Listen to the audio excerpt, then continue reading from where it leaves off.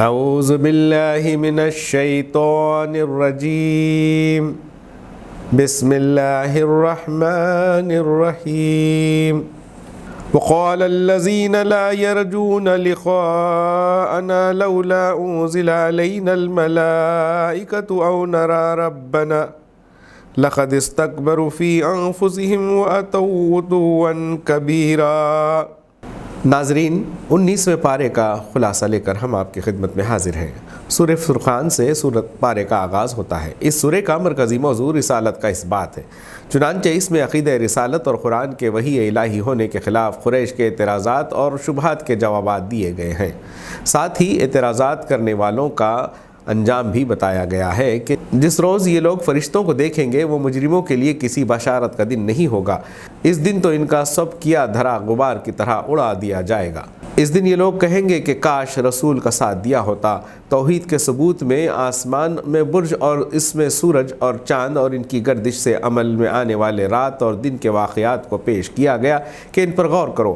آخر میں اہل ایمان کے امتیازی اوصاف بیان کیے گئے ہیں کہ رحمان کے بندے وہ ہیں جو زمین میں نرم چال چلتے ہیں۔ جاہل ان کے منہ کو آئیں تو کہہ دیتے ہیں کہ تم کو سلام ہو، اپنے رب کے حضور سجدے میں قیام میں راتیں گزارتے ہیں، دعائیں کرتے رہتے ہیں کہ اے ہمارے رب ہمیں جہنم کے عذاب سے بچا لے۔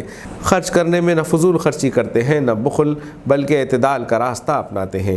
اللہ کے علاوہ کسی کو نہیں پکارتے، ناحق کسی کا قتل نہیں کرتے، زنا کے مرتکب نہیں ہوتے اور جھوٹ کے گواہ نہیں بنتے وغیرہ۔ آخر میں قریش کو تنبیہ کی گئی ہے کہ تمہارے لیے دعوت و اصلاح کا اہتمام کیا گیا ہے، اس کی وجہ یہ نہیں ہے کہ اللہ کو تم سے کوئی ضرورت آ پڑی ہو۔ اگر تم اس دعوت کو جھٹلاؤ گے تو ایسی سزا پاؤ گے کہ جان چھڑانی مشکل ہو جائے گی۔ سورہ شورى کا آغاز ہوتا ہے۔ کفار نبی کی مخالفت میں مختلف اعتراضات کرتے تھے، اس سے آپ بہت پریشان رہتے تھے اور اسی فکر میں گھلے جاتے تھے، اس لیے فرمایا گیا کہ تم ان کے پیچھے اپنی جان کیوں گھلاتے ہو؟ ان کے ایمان نہ لانے کی وجہ سے کسی نشانی کا نہ ہونا نہیں، بلکہ ان کی ہٹ دھرمی ہے۔ نشانی کا تو بہانہ ہے، حقیقت یہ ہے کہ حق کی طلب رکھنے والوں کے لیے ہر طرف نشانیاں ہی نشانیاں ہیں، لیکن ہر دھرم لوگ کبھی کسی چیز کو دیکھ کر ایمان نہیں لائے، نہ نشانیاں دیکھ کر اور نہ معجزے دیکھ کر، بلکہ وہ اپنی گمراہی پر ہی اڑے رہے جب تک انہیں اللہ کے عذاب نے اپنی گرفت میں نہیں لے لیا۔ اس کے ثبوت میں حضرت موسیٰ، حضرت ابراہیم، حضرت نوح، حضرت ہود، حضرت صالح اور حضرت لوط، حضرت شعیب علیہ السلام اور ان کی قوموں کے واقعات پیش کیے گئے ہیں کہ نبی کو جھٹلانے کے نتیجے میں ان پر اللہ کا عذاب نازل ہوا۔ اس تاریخی بیان کے ضمن میں چند باتیں ذہن نشین کرائی گئی ہیں۔ اللہ کی نشانیاں دو طرح کی ہیں۔ ایک قسم کی نشانیاں زمین پر ہر طرف پھیلی ہوئی ہیں جنہیں دیکھ کر صاحب عقل تحقیق کر سکتا ہے کہ نبی صلی اللہ علیہ وسلم جس چیز کی طرف بلا رہے ہیں وہ حق ہے یا نہیں۔ دوسری قسم کی نشانیاں وہ ہیں جو فرعون اور اس کی قوم نے دیکھی، حضرت نوح کی قوم نے دیکھی، عاد و ثمود نے دیکھی، قوم لوط اور اصحاب الایکہ نے دیکھی۔ اب یہ فیصلہ کرنا کفار کا کام ہے کہ وہ دونوں میں سے کون سی نشانیاں دیکھنا چاہتے ہیں۔ دو، ہر زمانے میں کفار کی ذہنیت ایک سی رہی ہے، ان کے اعتراضات بھی ایک جیسے رہے ہیں، ایمان نہ لانے کے بہانے بھی ایک جیسے ہی تھے، اس لیے ان سب کا انجام بھی ایک جیسا ہی رہا۔ دوسری طرف ہر زمانے میں انبیاء کی تعلیم ایک تھی، ان کے سیرت و کردار کا رنگ ایک تھا، ان کی دلیل و حجت کا انداز ایک تھا، اس لیے ان سب کے ساتھ اللہ کی رحمت کا معاملہ بھی ایک تھا۔ یہ دو نمونے ہیں، اب کفار خود دیکھ لیں کہ ان کی اپنی تصویر کس نمونے سے ملتی ہے اور محمد صلی اللہ علیہ وسلم کی ذات میں کس نمونے کی علامات پائی جاتی ہیں۔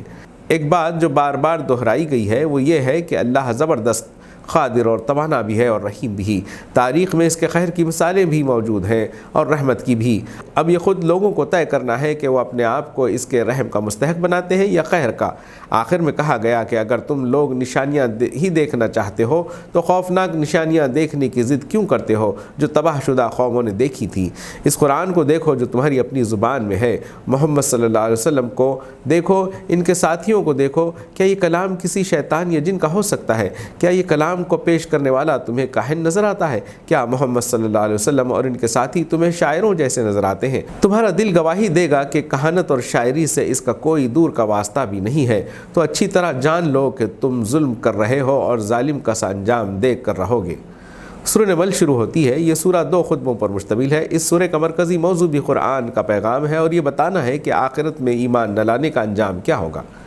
پہلے خطبے میں بتایا گیا ہے کہ قرآن کی رہنمائی سے صرف وہی لوگ فائدہ اٹھا سکتے ہیں جو ان حقیقتوں کو تسلیم کریں جنہیں یہ کتاب کائنات کی بنیادی حقیقتوں کی حیثیت سے پیش کرتی ہے، لیکن اس راہ راست پر چلنے میں جو چیز رکاوٹ بنتی ہے وہ آخرت کا انکار ہے۔ اس سلسلے میں 3 الگ الگ سیرتوں کے نمونے پیش کیے گئے۔ ایک نمونہ فرعون، قوم سمود کے سرداروں اور قوم لوط کے سرکش لوگوں کا ہے، جن کی سیرت آخرت کی فکر سے بے نیازی اور نتیجتاً نفس کی بندگی سے تعمیر ہوئی تھی۔ یہ لوگ کسی بھی نشانی کو دیکھ کر ایمان لانے کے لیے تیار نہیں ہوئے، بلکہ الٹے ان لوگوں کے دشمن ہو گئے جنہوں نے ان کو خیر بھلائی کی طرف بلایا۔ انہیں عذاب الہی میں گرفتار ہونے سے ایک لمحہ پہلے تک بھی ہوش نہیں آیا۔ دوسرا نمونہ حضرت سلیمان علیہ السلام کا ہے، جن کو اللہ نے دولت، حکومت اور شان و حشمت سے اس پیمانے پر نوازا تھا کہ کفار مکہ کے سردار اس کا خواب بھی نہیں دیکھ سکتے تھے، لیکن اس کے باوجود چونکہ وہ اپنے آپ کو اللہ کے حضور جواب دہ سمجھتے تھے، انہیں احساس تھا کہ انہیں جو کچھ حاصل ہے اللہ کی عطا سے حاصل ہے، اس لیے ان کا سر ہر وقت نعمت دینے والے کے آگے جھکا رہتا تھا۔ تیسرا نمونہ ملکہ سبا کا ہے، جو تاریخ عرب کی نہایت مشہور دولت مند قوم پر حکمراں تھی۔ اس کے پاس وہ تمام اسباب جمع تھے جو کسی انسان کے غرور و گھمنڈ میں مبتلا کر سکتے ہیں۔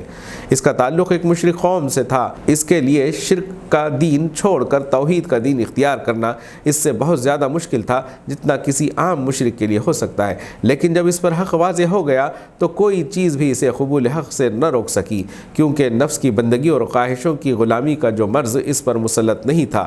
دوسرے خطبے میں سب سے پہلے کائنات کے چند نمایاں ترین مشہور حقائق کی طرف اشارہ کر کے کفار مکہ سے پے در پے سوال کیے گئے کہ بتاؤ یہ حقائق اس شرک کی شہادت دے رہے ہیں جس میں تم مبتلا ہو، یا اس توحید پر گواہ ہیں جس کی دعوت اس قرآن میں تمہیں دی جا رہی ہے؟ پھر ان کے اصل مرض پر انگلی رکھ دی گئی کہ جس چیز نے ان کو اندھا بنا رکھا ہے اور جس چیز کی وجہ سے وہ سب کچھ دیکھ کر بھی کچھ نہیں دیکھتے اور سب کچھ سن کر بھی کچھ نہیں سنتے، وہ دراصل آخرت کا انکار ہے۔ خاتم کلام میں قرآن کی اصل دعوت یعنی خدائے واحد کی بندگی کی دعوت نہایت مختصر مگر انتہائی مؤثر انداز میں پیش کر کے لوگوں کو خبردار کیا گیا ہے کہ اسے قبول کرنا تمہارے اپنے لیے فائدہ مند ہے اور اسے رد کرنا تمہارے اپنے لیے نقصان دہ ہے۔ ناظرین، پارہ مکمل ہوتا ہے، کل پھر اگلے پارے کے ساتھ ملاقات ہوگی۔ اللہ حافظ۔